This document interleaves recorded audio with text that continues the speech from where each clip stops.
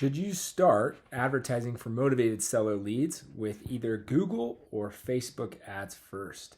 Today, that's going to be the question that we are going to be answering, how to find the good balance between your digital marketing campaigns. We're going to jump right into it.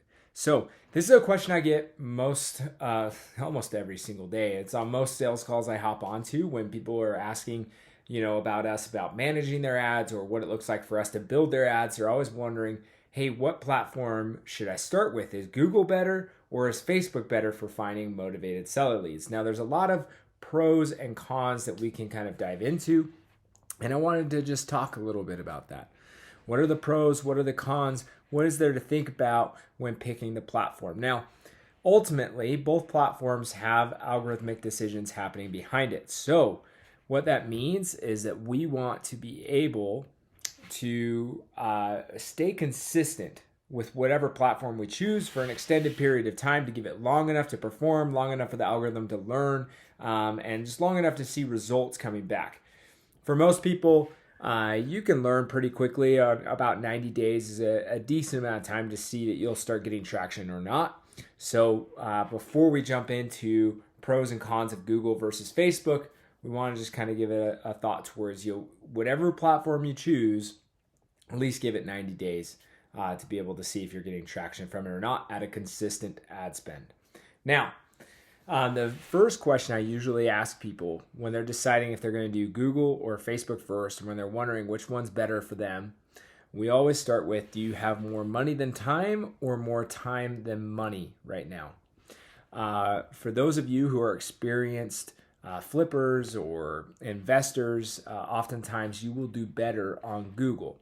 And the reason why is because you have a little bit more money than time. You can get to the deal faster, you have better margins on your deal, and generally you will have a sales team set up to be able to go right after these leads that come in. On Google, the cost per lead is going to be significantly higher than Facebook. You tend to be around $250 to $350 per lead, depending on where you are in the nation. Obviously, that can vary depending on markets, but that's kind of a good point to go off of. So if you spend anywhere between $2,500 to $3,500, you're probably getting somewhere between 10 to 15 leads a month. From that, you should be at least closing one of those leads. So you think about that cost per acquisition price, you're somewhere around that $3,000 marker per deal. So you have to be able to be consistently at a higher ad spend in order to see those leads turn into deals. But two, you have to understand that these leads are going to be very motivated, but that also means that they're willing to talk to any other investor. They might be filling other forms out online. They might be calling people. They might have already talked to an investor and that inspired the search. So you want to be able to come in at a strong offer point, be able to, one, have good speed to lead, so you get in front of that lead really quickly once they fill out the form. Two, you want to make sure that you are staying on top of it, giving out good offers that are competitive, that can beat out other people. Oftentimes, for those of you who are flippers, you will have a better margin. What you've got, what type of meat you've got on the bone with the house. So you can cut out the wholesaler a little bit easier using Google Ads. So for you wholesalers, that doesn't mean you can't do Google Ads. It just means you have to be aware and you have to be really, really smart with the market, good at sales. You have to make it up on the sales side in order to be able to get the price that you want, to be able to get your wholesale fee included in that offer price that you'll be giving them, because you know that you'll be going up against other investors. So that's just something to note. And typically you want to be aiming for at least 1 out of every 10 leads closed. If you're not, that doesn't really make much sense for you. Probably won't close your first deal off of Google until the 60-day marker. Something to keep in mind. Now, when it comes to Facebook, that's when you typically have more time than money. Facebook is awesome for being able to get in front of people who have expressed interest but haven't committed to the search. So these are people who have similar traffic as other people that might be going through motivated situations. They're visiting certain sites. Maybe they're behind on payments, inherited a property. They're searching things online, and they may not be searching for someone to purchase their home right then, but they're looking for solutions. And that gives us a really good in, because we can figure out what they're really after and target those inside of our Facebook ads. and be the first person that gets in front of them. Be the first person that gets in touch with them. Be the first person to give them an offer. All of that has a huge competitive advantage when we are looking for somebody or doing a cold outreach like a Facebook campaign. Now, it runs at a lot lower of a cost per lead. You tend to be somewhere between a $50 to $75 lead on average once you're optimized on Facebook. And average close ratios range from about 1 out of every 20 leads to those who stay on the platform longer, who have more experience with the algorithm. They're going to start to see 1 out of 10, 1 out of 15. That's one of the benefits of Facebook, is the longer that you're on, the better results you're going to get. So the more that you can commit to Facebook, the better you're going to do. Now, Facebook has a lot lower of a spend marker, so you can spend as low as $500 to $1,000 and still get decent results. I recommend at least $1,000 a month in order to get your first deal around the 60 to 90 day marker. After that, we're looking for consistency based off of $1,000 to $1,500 in spend. Should give us about one deal. So acquisition price is going to be a lot lower, but you have to understand that you're going to put a lot more time into these. So on the back end, you're really going to be getting a lot more leads because the cost per lead is so much cheaper. So you need to stay on top of those leads. They tend to take a little bit longer in the follow-up process.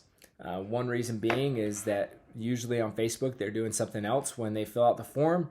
So they weren't necessarily expecting to hop on a call with you right then.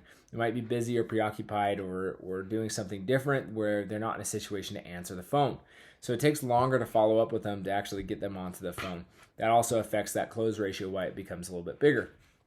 Second thing that we need to understand with Facebook is just that, like anything, when you're running cold audiences, you're going to have a little bit more trashy leads that jump in there. People who would love a cash offer, but they have their home listed with a realtor. They're getting desperate.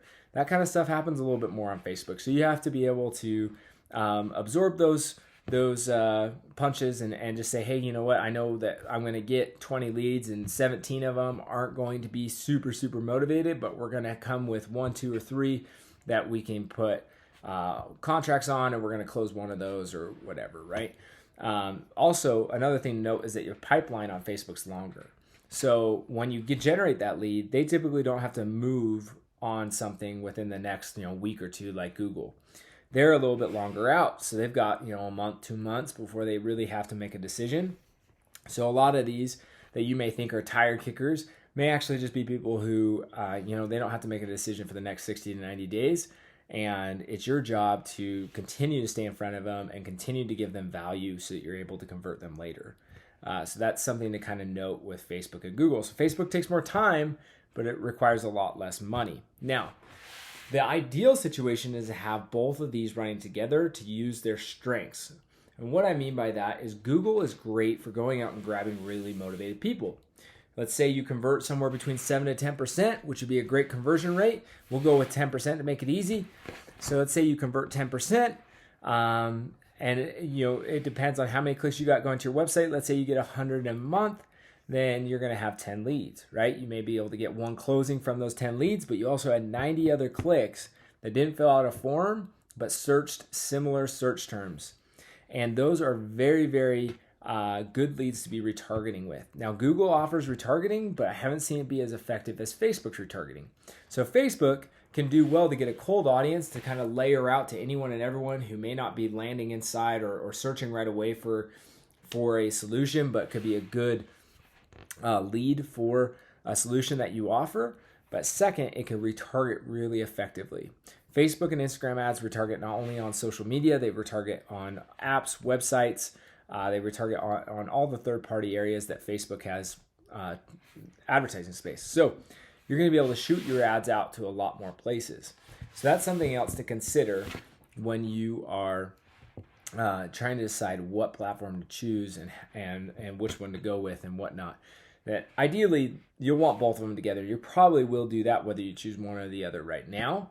But hopefully this gave you a little bit better idea of where to start when choosing if you should be using Google ads to find motivated seller leads or if you should be using Facebook ads to find motivated seller leads. If you have any questions, be sure to comment below.